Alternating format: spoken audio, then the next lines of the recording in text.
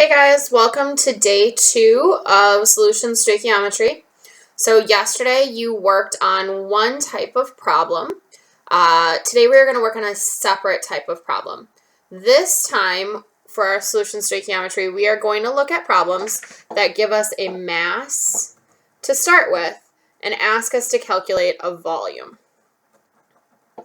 So that's something to keep in mind as we're going through this. It's a little bit different from what we did yesterday.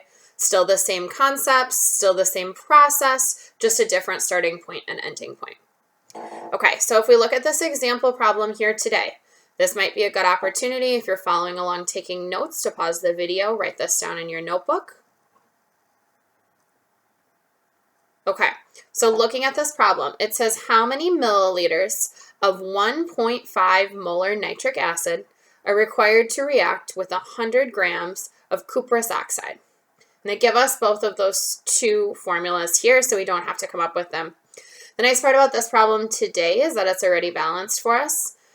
You might see some in your practice today that do need to be balanced, and you do need to predict the products. But hopefully at this point you've seen enough of those. We spent almost a week on them, and you saw them in yesterday's video as well, that we don't need to go over it again today.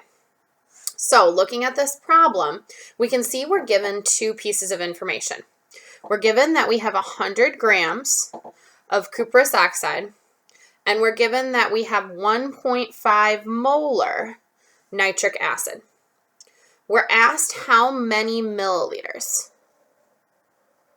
So we know that our end unit, we're solving for milliliters. Okay? Like always, we're going to need to split this molarity up. So 1.5 molar nitric acid means that we're going to have 1.5 moles of nitric acid per 1 liter of solution. So that's going to be something that's going to become important later on in this problem as we get to the end. Because we've got milliliters here and we have molarity here, we know we're not going to start with this information because we're solving for it. We're going to start with the other piece of information that we're given in the problem. That's how many grams of cuprous oxide we have. So in this case, we're going to start with 100 grams of Cu2O right here. Okay. So we're starting here. We're trying to figure out how much of this is needed to react with it. So it's a pretty standard stoichiometry problem, except we're not going to go from mass to mass. We're going to go from mass to volume because this is a solution. So first part of this problem is just like any other stoichiometry problem we did in the beginning of second semester. So from 100 grams, we're going to use our molar mass. So we know that 1 mole of cuprous oxide is 143.1 grams.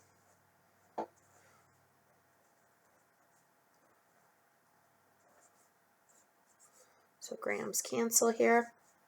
Then our next step in any stoichiometry problem that we would do would be to use our mole ratio. So in this case, we're going to use the 3 and the 14 that are given to us in our balanced reaction. So 3 moles of Cu2O react with 14 moles of HNO3. So then moles of Cu2O and moles of Cu2O are going to cancel there. So here's where this problem is a little bit different from a standard stoichiometry problem. If we were doing a standard stoichiometry problem, our next step would be to take this moles, use the molar mass of HNO3 and turn it into grams. However, it's a solution, so we can't use the molar mass. Instead, what we're going to do is we're going to use this molarity, okay? So if I'm using this molarity, I've got moles, I'm going to match up the moles. So I'm going to put 1.5 moles of HNO3 and 1 liter on top. So just like when I was doing simple molarity problems, if I'm dealing with volume, I've got to flip this. Same thing is true here. because I'm solving for a volume unit in milliliters, I had to flip that upside down. So now I'm going to have one more step in this case because it actually asked me for milliliters, not liters. So I need to turn that liters into milliliters.